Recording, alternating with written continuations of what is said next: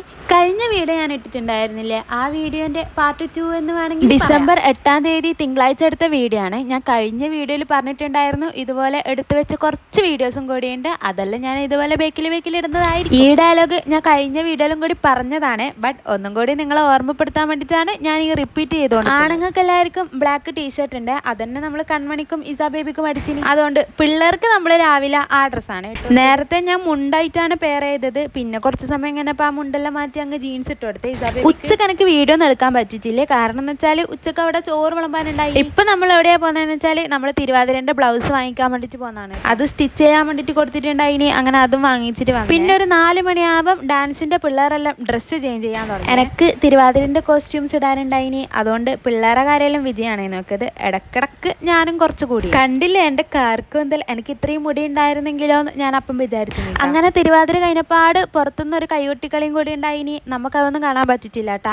നമ്മളൊരു ഡാൻസും കൂടി ഉണ്ട്. ഇതിന്റെ മുമ്പേ പിള്ളേരുടെ ഡാൻസും കൂടി ഉണ്ടായിനെ. അതെന്റെ കയ്യിൽ നിന്ന് ഡിലീറ്റ് ആയതുകൊണ്ട് ആ വീഡിയോ ഇടാൻ പറ്റും. അങ്ങനെ നമ്മൾ ഡാൻസ് എല്ലാം കഴിഞ്ഞിട്ട് നേരെ ഫുഡ് കഴിക്കാൻ വേണ്ടിട്ട് പോയി. അങ്ങനെ ഭക്ഷണം കഴിക്കാൻ ഇരിക്കലും അപ്പം തന്നെ അവിടുന്ന് അനുമോദനം കൊടുക്കാനും തുടങ്ങി. ചോറ് തിന്നുന്നതിന്റെ ഇടയിൽ ഒറ്റോട്ടാണ് ഞാൻ ചെയ്തത്. പിന്നെ എന്റെ ഭയങ്കര ആഗ്രഹമാണ് ഇസാ ബേബിനെയും കൊണ്ട് തന്നെ ആ മൊമെന്റ് വാങ്ങി. അത് കഴിഞ്ഞ് വീണ്ടും നമ്മൾ ചോറ് കഴിക്കാൻ വേണ്ടിട്ട് തന്നെ പോയി. ഇസാ ബേബിക്ക് നല്ല വിശപ്പുണ്ടായിനി തോന്നുന്നു. അവള് നല്ല വൃത്തിയിൽ ചോറ്. ഇതാണ് ഇസാ ബേബിന്റെയും കൺമണിന്റെ രാത്രിത്തെ കോസ്റ്റ്യൂം. നമ്മൾ രണ്ടാക്കും ഒരുപോലെ തന്നെയുള്ള ഉടുപ്പ് തന്നെയാണ്. ഇവരെ സപ്പോർട്ട് ചെയ്യാൻ വേണ്ടിയിട്ട് നമ്മൾ ടീമായിട്ട് അവിടെ ഫ്രണ്ടിൽ തന്നെ ഇരുന്നു. ഫസ്റ്റ് അവർ സ്ലോ സോങ് ആണ് പാടിയത്. പിന്നെ എല്ലാം ദൈവത്തിന്റെ പാട്ട് തന്നെയാണ് കേട്ടോ പാടിയത്. പാട്ടിന്റെ റിസൾട്ട് അറിയണമെങ്കിൽ ദേ അവിടെ കടന്ന് ഒരാൾ ഉറങ്ങുന്നുണ്ട്. അത് കഴിഞ്ഞിട്ട് ദൈവത്തിന്റെ തന്നെ DJ സോങ് എല്ലാം പാടുമ്പോൾ നമുക്കെല്ലാവർക്കും ഇളക്കം കൂടിയേ. അങ്ങനെ നമ്മൾ ഡാൻസ് കളിച്ച് തിമിർത്ത്. പിന്നെ 12 മണിയാകുമ്പോഴത്തേക്ക് പരിപാടിയെല്ലാം കഴിയണം കേട്ടോ. കാരണം വെച്ചാൽ ഇലക്ഷന്റെ ടൈം ആയിരുന്നു അവിടെ പരിപാടി. അങ്ങനെ പരിപാടി കഴിഞ്ഞിട്ട് വീട്ടിലേക്ക് എത്തുമ്പോൾ വീട്ടിലത്തെ അവസ്ഥ ഇതായിരുന്നു ഗൈസ്. പിള്ളേരെല്ലാം വീട്ടിൽ നിന്ന് തന്നെ മാറ്റിക്കൊണ്ട് ഡ്രസ്സെല്ലാം എല്ലാവരും വലിച്ച് ആടിയിട്ടാണ് പോയത്.